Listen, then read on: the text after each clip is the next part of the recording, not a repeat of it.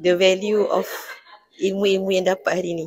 Let's say lah kalau macam hari ni saya tak datang, ada banyak benda yang saya tak tahu yang kalau saya biarkan mungkin saya kena penalty lebih dari 10k. Contohnya macam bila you tak prepare you punya cash flow, record, profit loss, so you tak boleh nak submit management account and then tak boleh nak declare dekat LHDN.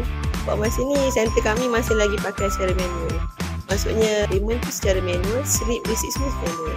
When you nak buat penambahan tu saya rasa macam dah nampak dah apa benda yang you akan tambah tu, sebab you all adalah orang yang dah bermain dalam bidang ni, so you should know apa yang kita orang perlu.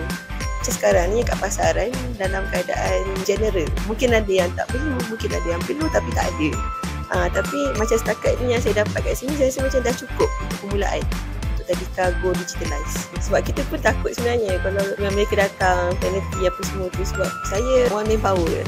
Kita memang ada staff tapi ada banyak lagi benda lain yang kena cover. Ditambah lagi dengan gaji minimum, dengan kemasukan student yang rendah, so it's like kita kena go digitalize.